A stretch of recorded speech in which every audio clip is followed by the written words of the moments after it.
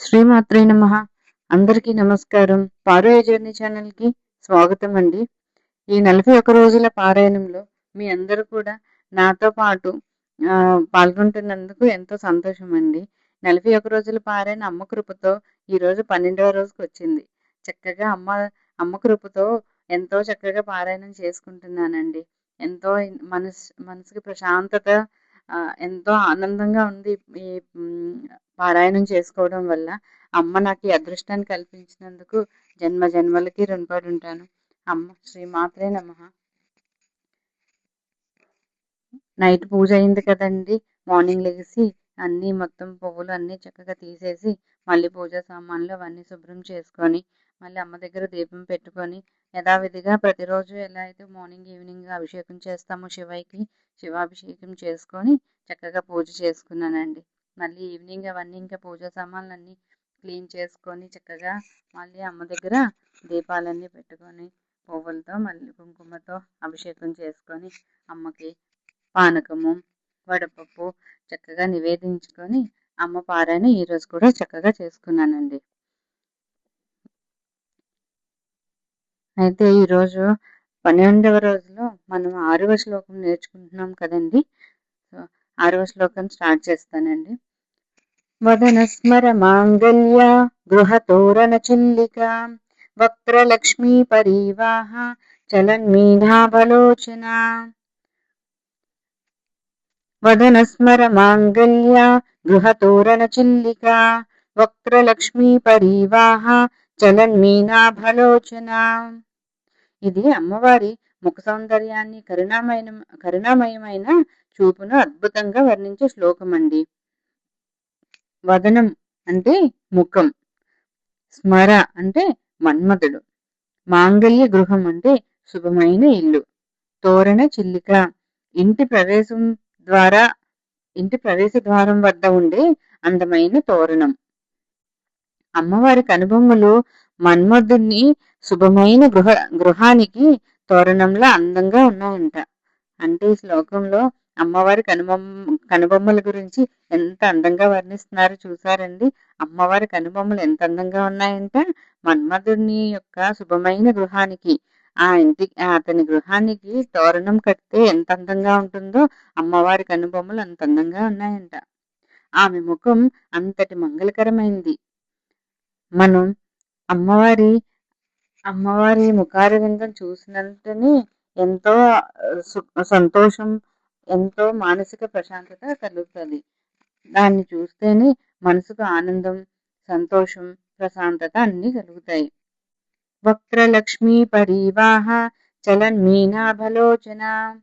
వక్రలక్ష్మి అమ్మవారి ముఖం కాంతి, పరీవాహ ప్రవాహం, చలన్మీనాభ ఇదే చేపల లోచన నేత్రాలు. అమ్మవారి కళ్ళు ముఖకాంతి అనే నదిలో ఈదుతున్న చేపల చలాకీగా కరుణతో నిండి ఉంటాయి. ఆమె ఒక్క కటాక్షం భక్తుల జీవితాల్లో ఆనందం, ఐశ్వర్యం, శాంతిని ప్రసాదిస్తుంది. ఎంత చక్కగా వర్ణించారండి అమ్మవారి కళ్ళు. అమ్మవారి కళ్ళు ముఖకాంతి అనే నదిలో చక్కగా ఈదుతున్న చేప పిల్లలా చలాకీగా ఉంటాదంట, కరుణతో నిండుంటాయంట.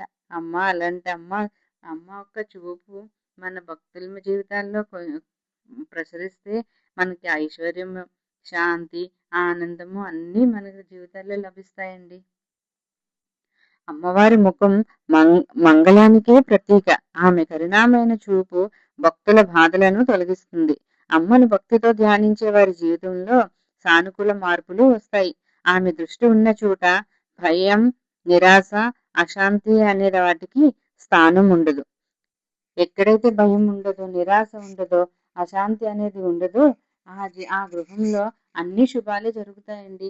పిల్లల చదువులో రాణించడం గాని, పిల్లల జీవితంలో ఎలాంటి కష్టాలు రాకుండా ప్రతి గృహంలోని సుఖ సంతోషాలు వెల్లివిరుస్తాయండి. ప్రతిరోజు పిల్లలకి కూడా ఒక్కసారి అమ్మ ముఖారవిందం చూసి నమస్కారం చేసుకుని ఒక్క అమ్మకి ఒక్క శ్లోకమో లేదంటే ఒక రోజు ఒక అగరబత్తి వెలిగించి అలవాటైన పిల్లలకి చేస్తే వాళ్ళ జీవితం ఎంతో సంతోషంగా ఉంటుందండి. చక్కగా చదువుకుంటారు, పిల్లలు కాన్సన్ట్రేషన్ పెట్టగలుగుతారు చదువుల మీద. అమ్మవారి అమ్మవారి యొక్క కరుణ కూడా ప్రతి ఒక్క మన పిల్లల మీద, మన బిడ్డల మీద, మన కుటుంబం మీద ఉండాలని అమ్మకి చక్కగా ప్రార్థిద్దాం. ప్రతిరోజు అమ్మవారి పారాయణం చేసుకుందాం. ఒకవేళ పారాయణం చేయలేకపోయినా అండి, చక్కగా చేస్తున్న వాళ్ళు వీడియోలు కానీ చూసినా, లేదంటే విన్నా అమ్మవారి కృప మీ మీద కూడా వస్తుందండి. ప్రతిరోజు చక్కగా అమ్మవారి పూజలు శ్లోకాలు చూడడం, వినడం, వాటి యొక్క అర్థం తెలుసుకుంటే అమ్మ యొక్క విశేషత, అమ్మ రహస్యనామ స్తోత్రాల్లో ఉన్న విశేషత ఏంటన్నది మనకి అర్థమవుతుందండి. ఒక్కసారి అమ్మ కరుణ ఉండాలండి. మనం అనుకున్నంత మాత్రాన మనం ఏదో చేసేస్తున్నాము, అమ్మకని కాదు. అమ్మ మనకు చేయించుకుంటుంది. మనము అదృష్టవంతులం కదండి.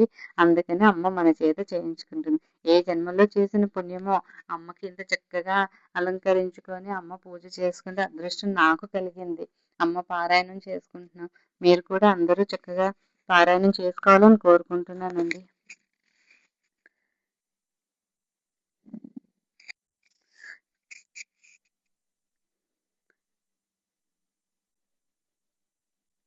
ఈ శ్లోకం చదవడం వల్ల పిల్లలకి మంచి ఏకాగ్రత, జ్ఞాపక శక్తి కలగాలని అమ్మను ప్రార్థించవచ్చు.